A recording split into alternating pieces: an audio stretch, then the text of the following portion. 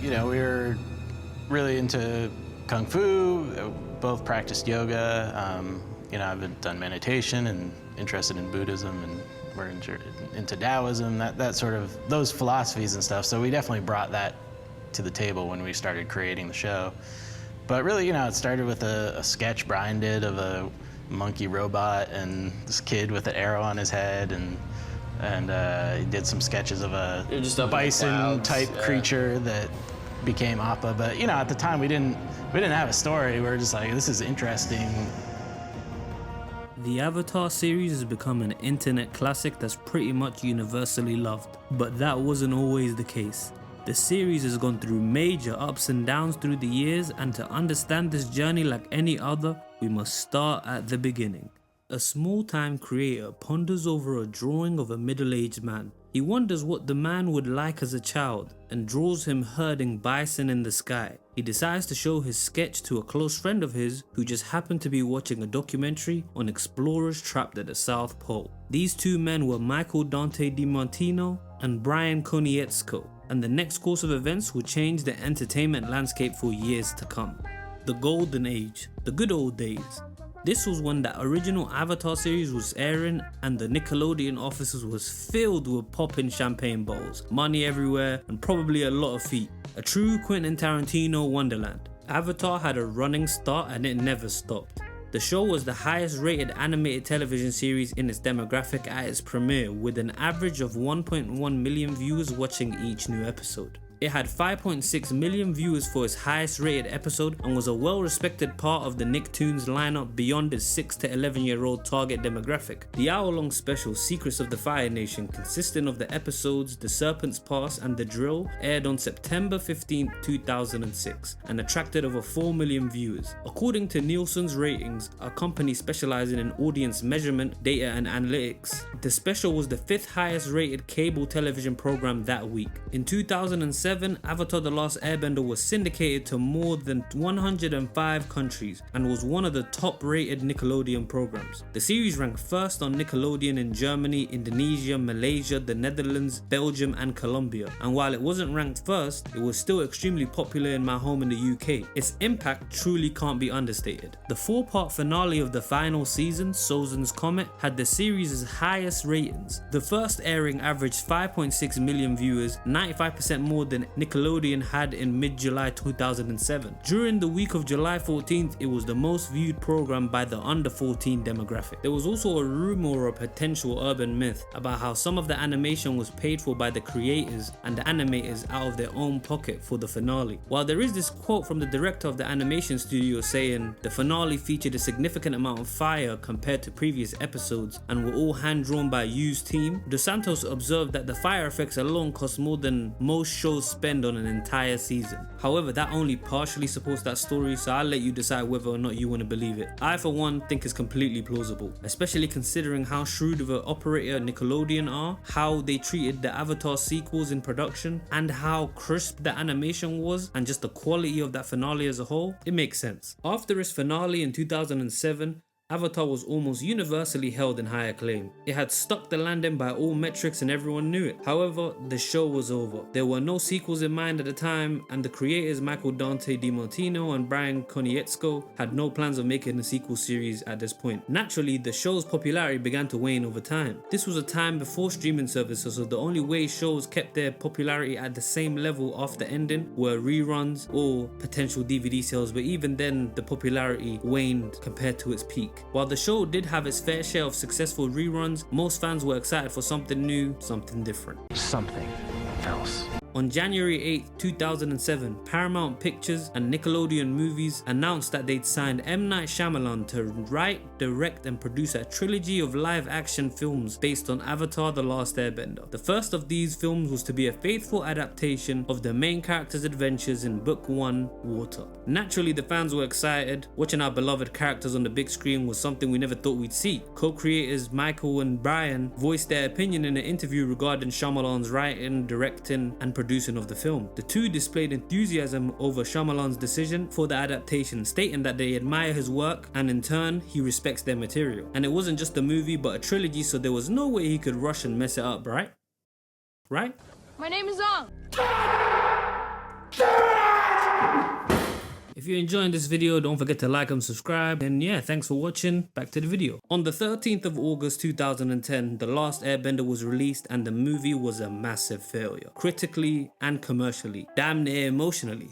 In every shilly way you can think of, it was bad. Many considered it the worst big budget movie of all time, only possibly being rivaled by Dragon Ball Evolution, a god-awful movie in its own right. On Rotten Tomatoes, The Last Airbender holds an approval rating of 5% based on 192 reviews with an average rating of 3 out of 10, making it the lowest rated film produced by Nickelodeon Movies, as well as M. Night's worst reviewed film to date. The site's critical consensus reads, The Last Airbender squanders his popular source material with incomprehensible plotting, horrible acting, and detached, joyless direction. For all intents and purposes, it was a flop. The damage it caused the Avatar franchise was immeasurable. The name was now synonymous with one of the worst movies of all time, effectively ruining its image to the general public who hadn't seen the excellent show. And to top it off, in a 2014 interview, Konietzko and DiMartino said that the project was given the go-ahead without their approval, and when they tried to provide input, it got pushed to the wayside. Konietzko added even further that A, we didn't want it to be done at all. Before anyone was attached, we didn't want it. And then B, if it was going to be done, we wanted to do it, but they weren't going to let us. When they attached Night, we thought, well, this is what we've been dealt. We'll just offer to help when it's asked of us, and if it's not,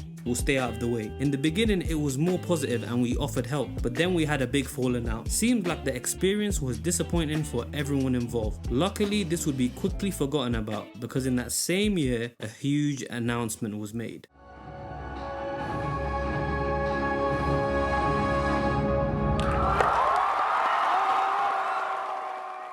Avatar was coming back, but not as a shitty movie with a random director. We were getting a sequel series with the original creators at the helm. Production of the series was announced at the annual Comic-Con in San Diego on July 22nd, 2010. Fans went wild.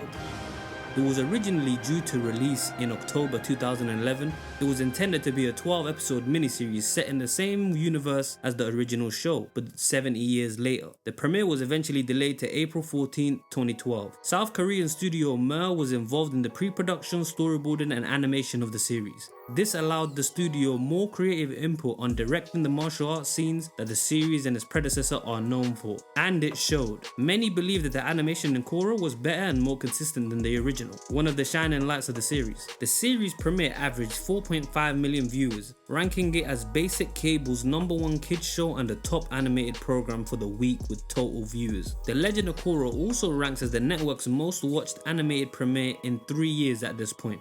Book 1, Air, drew an average of 3.8 million viewers per episode. This was the highest audience total for an animated series in the United States in 2012. However, all wasn't as it seemed. While the receptions and the ratings were positive, there was a clear loss of interest as the first season went on. The show's viewership was trending downwards with some shocking lows in that first season. A huge surprise considering the massive success of its predecessor. The cracks were already beginning to show, and one of the biggest factors was how Nickelodeon decided to renew the show. They would only order 12 episodes or 1 season to start and then only renew the show a season at a time. The creators didn't know if every season would be their last, which showed in the writing. Every season had this pseudo ending that could be considered a series finale while keeping things open enough if they got another season. It was a mess. So much so that animation work was done by the South Korean studio Mer as well as Japanese animation studio Period. Studio Mer was expected to solely work on book 2, but executive director Jae Myung-yo, sorry if I butchered that, decided that Studio Mer would animate the Boondocks instead because the animation process was less rigorous. The sporadic nature of Korra's development put them off working on another season. Period was eventually called in to fill the void and animate book 2. A fairly famous studio in its own right that worked on juggernauts like Naruto, Bleach, as well as Tokyo Ghoul and Black Clover. Period were a capable studio, but they weren't known for their consistency. High highs and low lows were the norm for them, and any fans of these shows can attest to that. According to Mer director Yu, they were later contacted and asked again to animate book 2. Yu feared that if book 2 failed, Studio Mer and Korean animators would have their reputation tarnished for Period's failures. Consequently, Studio Mer accepted the offer and worked alongside Period. The behind the scenes of this show had periodic states of disarray due to Nickelodeon's lack of consistency and belief in it, and they would soon see the consequences of such reckless management. The third season Book 3 Change began airing on Nickelodeon in the United States on June 27th, 2014, also on Friday evenings, 2 episodes at a time. The broadcast was announced 1 week in advance after several episodes of the new season were leaked on the internet. After the first 7 episodes aired to low ratings, Nickelodeon removed the last 5 episodes from its broadcast schedule. The remainder of the episodes were then distributed online. This was a major change since it was an admittal on Nickelodeon's behalf of the show's failure. The Escapists compared The Legend of Korra to Firefly as a Friday night genre series with a loyal fan following built up from previous works by the creators that is taken off the air after the network fails to advertise it properly or broadcast episodes in a logical manner. It was quite unfortunate timing since season 3 was the best the show had been since the first season. Outside of the return of Airbenders, which was admittedly kinda stupid, the rest of the season was actually quite good, with Zahir being one of the best villains in the Avatar universe. The fights also took a step up. This season had some of the best action I've ever seen of this franchise, outside of the finale of the original series. That obviously those agony Kai's were something different. Although it was fairly disliked at this point, the show still did have its bright spots. Did you know Guru Lahima? He was a monk that discovered that in order to achieve true enlightenment. Unfortunately, Zahir wasn't enough to save the show's viewership, as it continued to plummet, with its final season not even being aired on Nickelodeon. While it was more successful online, it still wasn't nearly as impactful as its predecessor. After its finale, the only thing that generated any conversation was the controversy regarding Korra and Asami's relationship, since it was the first depiction of a same-sex relationship on Nickelodeon. The conversation of the show's narrative and conclusion was overrun by political debates on whether or not it was right and the importance of pushing or not pushing these boundaries, I guess. As a show, its impact was minimal, and after its finale, people quickly moved on.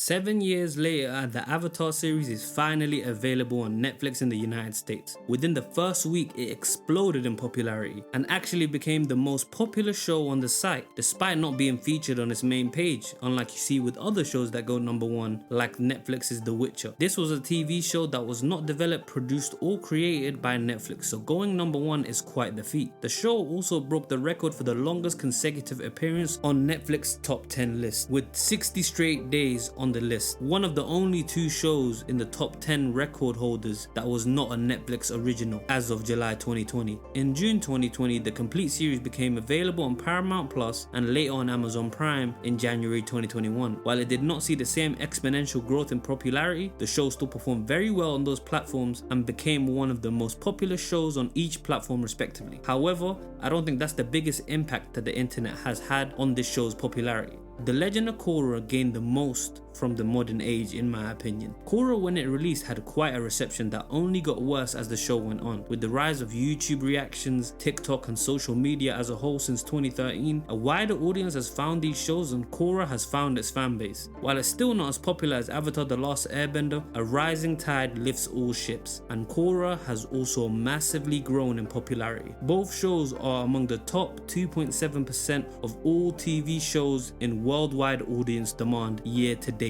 While it is somewhat expected, the fact that Korra, the fairly unpopular sequel to Avatar, has enjoyed a similar level of success to the original in this internet age has been quite a surprise for fans and studios alike, with especially season 3, the only good season in my opinion, getting quite a bit of love amongst the new fan base, with some considering Zahir as one of, if not the best villain in the show, even outshining potentially Ozai. Now I wouldn't go that far, but it just speaks to the growth of the show and popularity as a whole. The show's reached new heights of popularities, with reaction videos, Twitter posts, Reddit communities, and general engagement with the franchise skyrocketing. Just look at the views of some of these clips. This is an insane level of popularity, not even matched by Rick and Morty, which has been one of the most popular, viral, meme-ridden shows in the internet era, only being beat by the likes of SpongeBob. This caliber of popularity is quite rare and only experienced by the biggest franchises of all time. Not too bad for a sketch of a kid herding bison in the sky. Now, with all that success, it was only a matter of time the industry took notice and tried to capitalize. We got an announcement of a new Avatar: The Last Airbender live action show, which was released earlier this week. I'll be honest, I could only get through an episode or 2. It felt quite soulless. For a show where chemistry with the main cast is so important, I don't see how you could get that wrong. Like, the director should have noticed the chemistry wasn't there. I don't know, maybe they should have played cards or something. The chemistry was was just not hitting as it once was. I also find it ironic that they took out Sokka's sexism at the beginning, but then also made all the female characters just flat. Like Katara was a much more dynamic character in the original animation, and Sokka starts as a bit of a sexist idiot, but that's so that we can see his growth into the leader he becomes in season 3. And when I compare it to the original, I'm not comparing it because I wanted a one-to-one recreation. I mean in the sense that comparing quality for quality, writing for writing, you have that blueprint. Like for example, the One Piece live action. I didn't want to watch it because I thought it looked cringe and I thought it would be bad. But when I finally watched it, while it wasn't one-to-one, it was actually very different to the anime. They got the feel right. They got the heart, the soul of the show right. They got the relationship between the crew members right. And that excuses changing certain plot points. As long as you can get the heart right, fans will forgive most things. But when it feels artificial and inorganic, that's when you lose me. I also don't understand why they made so many of the female characters creeps. Like the way Suki was perving on Sokka, and it's just, what are we doing here, man? Like, what happened to the charming characters of the animation? Now everyone's just cringe and creepy and weird. It's just bad writing. To top it off, we got the exposition dumps. Everyone telling everyone everything, how they feel all the time. There's no nuance. If you feel sad, you're gonna say you feel sad. Were you scared, Aang? Oh, he was scared. Gran dropping the fucking Avatar wiki on them in the first episode? Come on, man. But anyway, outside of that isn't the only thing we have coming in the future. They also announced the creation of a new Avatar Studios, a production company launched by Nickelodeon with the creators Brian Konietzko and Michael Dante DiMartino as co-chief creative officers. The studio will be the home for all things Avatar going forward and have announced plans for a bunch of new projects, including new series, short-form content, spin-offs, and even theatrical films. Currently, we have 3 animated movies and a new Avatar series confirmed to be coming. The first movie is set to be released on October 10th, 2025, and is said to be focusing on Avatar Aang and his friends. That's all we know in terms of confirmed information, but there are rumors that the movie will focus on an older version of the gang than we saw in the show or even the sequel comics, with them being in their 20s. The second movie, which I'm personally most excited for, is confirmed to be a Zuko solo movie. The plot hasn't been confirmed yet, but it could possibly be based on the popular comics set after the end of the series, focusing on his troubles as the new Fire Lord, or it could focus on an older Zuko later in life. The 3 movies aren't a trilogy and were all confirmed to be standalone movies, so they could really do anything they want in this Zuko film. It doesn't need to tie into the previous one. The upcoming TV show is confirmed to be continuing the Avatar cycle, with the next show focusing on the Earth-based Avatar, set to take place approximately 100 years after Korra, which would be set in the Avatar universe equivalent of the modern day. Fire Nation guns, maybe? Last up on the Avatar Studio release docket are 2 unnamed spin-off series set to release in 2026 and 2027 respectively. So, the future is looking bright for Avatar fans, with plenty of new content to look forward to. While I'm excited, I'm somewhat worried that the franchiseification of the Avatar series will lead to its downfall, or at least a downfall in quality. This is starting to feel somewhat similar to the Disney Star Wars, with so many projects coming out, and this doesn't usually work out for any franchise. However, there is one saving grace that leads me to have some faith in all these projects coming up, and that is the fact that they're being developed by the original creators, with the ultimate green light. Sure, they made some mediocre seasons with Korra, but the production and the pre-production being so hectic surely had an impact, and I can give them a pass. The recent live action series had them involved, but they left after 2 years due to creative differences, which probably explains why it was so mid. I still believe that the OG creators with full creative freedom in an animated medium can create a good show. I hope my belief is well placed, cause fuck man, I need another good Avatar show or movie. Thanks for watching, like the video, subscribe if you enjoyed, click here to watch more of my stuff, and till next time.